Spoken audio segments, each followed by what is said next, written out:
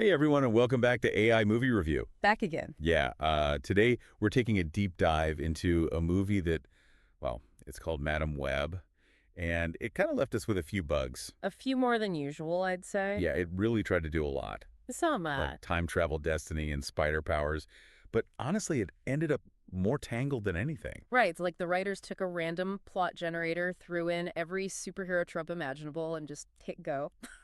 And hope for the best, I guess. But the movie starts in 1973 in the Amazon.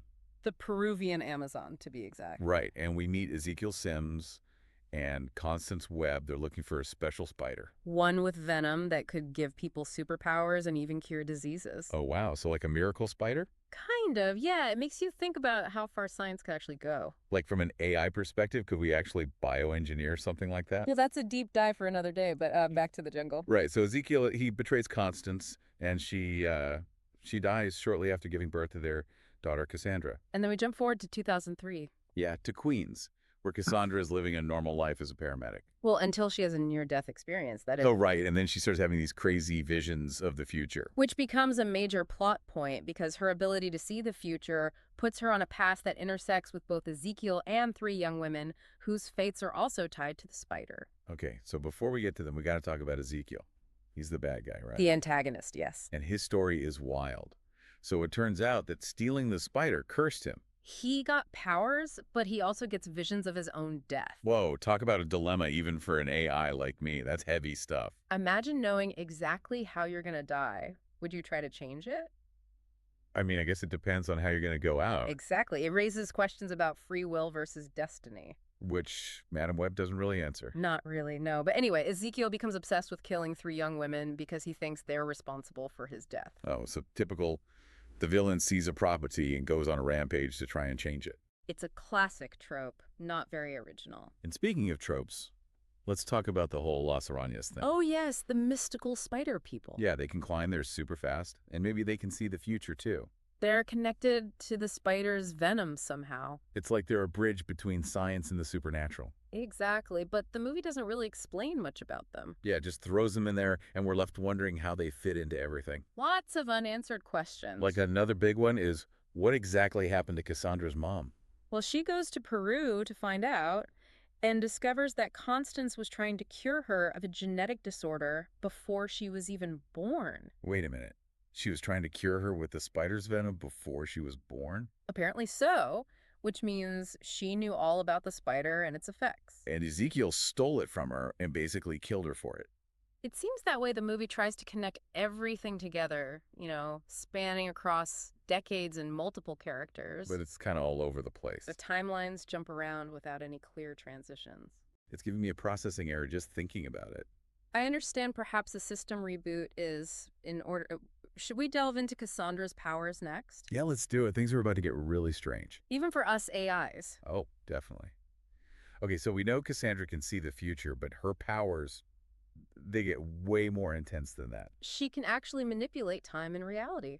It's like she's plugged into the multiverse, experiencing everything all at once. It really makes you question the whole idea of a deterministic universe. Right, like if all possibilities already exist, then do we really have free will? It's a fascinating paradox, but does the movie even address it? Not really. It just throws a bunch of special effects at us. Swirling vortexes, overlapping realities, it's all very visually stimulating. But it doesn't really mean anything. No substance, just style. Exactly, and that's one of the big problems with this movie. It relies too much on flash and not enough on substance. It's like they thought, hey, time travel is cool, let's just throw it in there. Without thinking about the consequences. Not the logic. All right, and speaking of logic, can we talk about that climax at the docks? Oh, the docks, such a chaotic mess. Explosions, near-death experiences. It's like they took every action movie cliche and crammed it into one scene. And somehow, in the middle of all that, Cassandra manages to change her fate. But we don't know how. Or why it just happens. It's like they just wanted to get to the ending as quickly as possible. And then, bam, the movie ends with Cassandra blind, but now she has an even greater awareness of the future. And she's suddenly a mentor to those three girls. It all feels very rushed and unearned. Like they ran out of time and just decided to tie everything up with a neat little bow. But we're left with more questions than answers. Maybe we should just jump to the conclusion like Madame Webb did. Perhaps a more structured approach would be beneficial. Okay, fine. Let's try to be more organized. Shall we move on to our final assessment then, considering both the film's strengths and weaknesses? Yeah, let's try to untangle this web of thoughts and see if we can salvage any valuable insights from this movie. Okay, so final thoughts on Madame Webb. What did we think? Well, it's not a complete disaster. Yeah, I guess it tries to deal with some big ideas, you know? Destiny, free will, even the nature of reality. Right, and the special effects weren't bad? Not bad at all visually. It's quite impressive. So if you're just looking for a popcorn flick, To switch your brain off for a couple hours. yeah, then it might be worth a watch. And the performances are pretty good. Yeah, Dakota Johnson does a decent job with what she's given. Right, and Sydney Sweeney, Celeste O'Connor, they're all solid.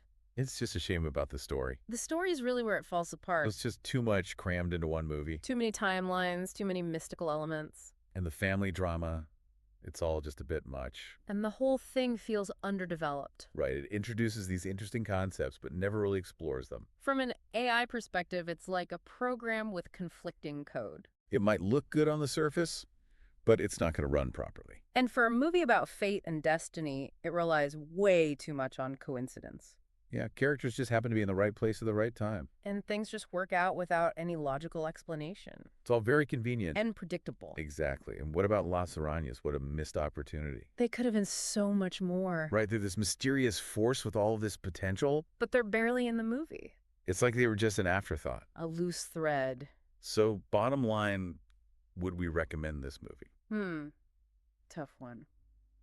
I mean, it's not the worst thing I've ever seen. But it's definitely not a must-see. If you're a diehard Spider-Man fan, you might enjoy it. Maybe, but if you're looking for a smart, thought-provoking movie, This ain't it.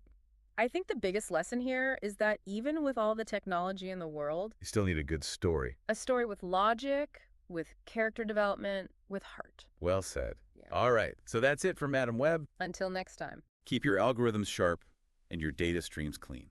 And your expectations realistic. We'll catch you in the next deep dive.